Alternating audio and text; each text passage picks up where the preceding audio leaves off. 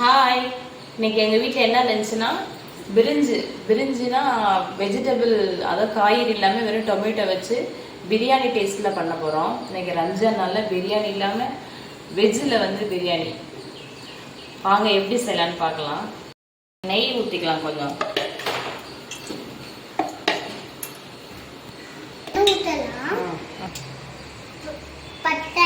அந்த பிரிஞ்சி இலை, பட்டை, லவங்கம், சோம்பு இது எல்லாமே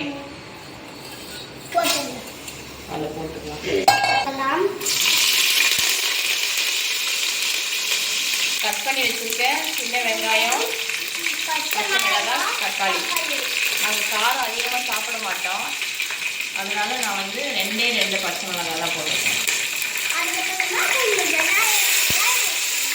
சின்ன வெங்காயம்,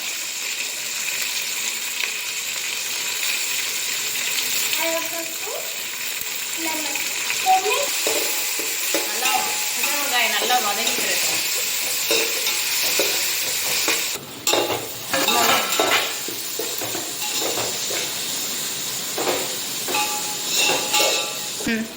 ஆனியன் நல்லா வதங்கிடுச்சு. அது பாருங்க. இப்போ இஞ்சி பூண்டு பேஸ்ட்,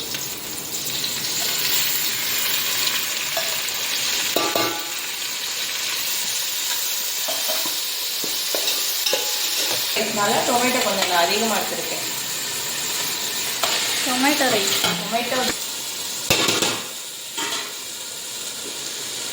தக்காளி வதங்கிறதுக்கு கொஞ்சோண்டு கல்லுப்பு,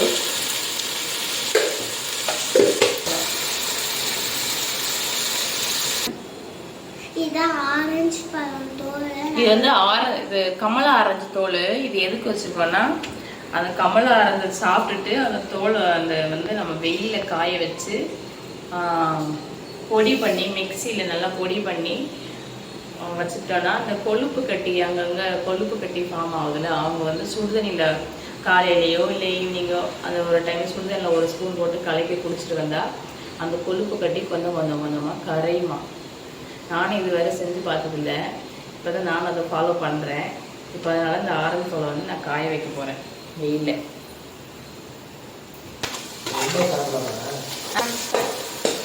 நல்லா வதங்கிச்சு தக்காளி வெங்காயம்.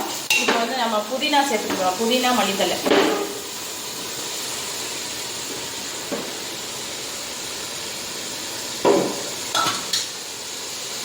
கரம் மசாலா, கரம் மசாலா, பிரியாணி மசாலா, சிக்கன் மசாலா, வீட்டில் அரைச்ச குழம்பு மசாலா, இது எல்லாத்தையும் நான் சேர்த்துட்டு போகிறேன். நான் இது மிளகாய் பொடி எடுக்கலை, ஏன்னா நாங்கள் இதிலே காரம் இருக்கோம், அதனால் காரம் ரொம்ப சாப்பிட மாட்டோம், அதனால் நான் எடுத்துக்கல. வேணுங்கிறவங்க ஆட் பண்ணிக்கலாம்.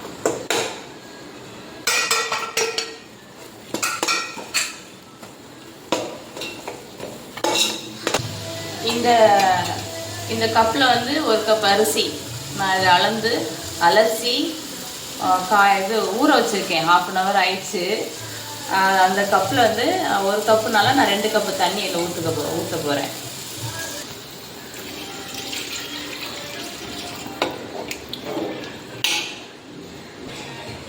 இந்த பாத்திரத்தில் 2 தடவை நான் தண்ணி ஊற்றிட்டேன். ஏன்னா இந்த பாத்திரத்தில் நான் அரிசி எடுத்ததுனால ஒரு கப் அரிசினா அதுக்கு 2 கப் தண்ணி, அது மாதிரி நான் இந்த பாத்திரத்தில் அளந்து ஊற்றிருக்கேன். இப்போ நம்ம மசாலாலாம் நல்லா கரெக்டாக, உப்புலாம் கரெக்டாக இருக்கான்னு நம்ம செக் பண்ணிக்க வேண்டியதான். எனக்கு உப்பு கம்மியாக இருக்குது, மசாலா கரெக்டாக தான் இருக்குது.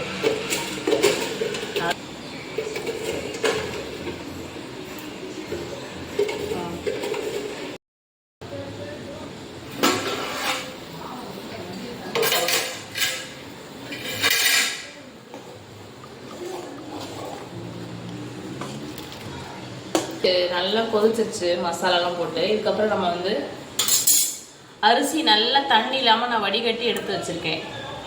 இதை அப்படியே நம்மளை சேர்த்து பண்ணிடலாம்.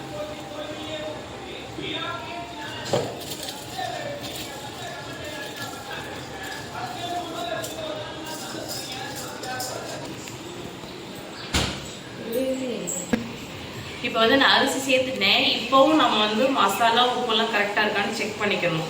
Final stage. இது விட்டோம்னா அவ்வளோதான், நம்ம என்ன போட்டிருக்கோமோ அதான். இப்போ செக் பண்ணி பார்த்துட்டு கரெக்டாக இருந்துச்சுன்னா நம்ம அப்படியே கொஞ்சம் கொதிக்க விட்டுற வேண்டியதான். அதுக்கப்புறம் நம்ம தம் பண்ணிடணும். கரெக்டாக இருக்குது. கொஞ்சம் அரை வேக்காடு வெந்துருச்சு. இதுக்கப்புறம் நம்ம என்ன பண்ணால் தம் போட போகிறோம். அதுக்கு முன்னாடி கொஞ்சம் லெமன் எடுத்துருக்கேன். நான் ரொம்ப எடுத்துக்கல, ஏன்னா வெறும் தக்காளி மட்டும் போட செய்யறதுனால கொஞ்சம் புளிப்பாக தான் இருக்கும். அதனால நான் லைட்டாக தான் லெமன் எடுத்திருக்கேன். அப்புறம் லைட்டாக நெய் சேர்த்துக்கிறேன், ரொம்ப சேர்த்துக்கல, இதுவும் லைட்டாக தான் ஆல்ரெடி நான் சேர்த்துருக்கேன். கொஞ்சமாக மல்லித்தலை,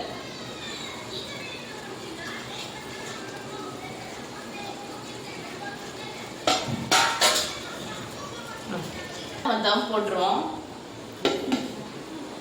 இது மேலே வெயிட்டு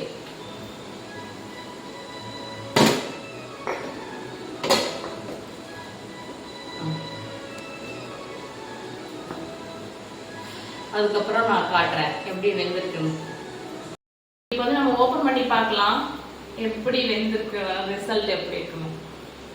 வாசனை நல்லா சிக்கன் பிரியாணி மட்டன் பிரியாணி மாதிரி வாசனை அடிக்குது. பக்கத்துல வாங்க.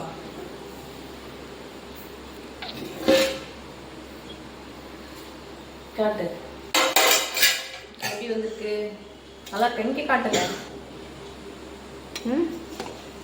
நல்லதா இருக்கு, சூப்பர்.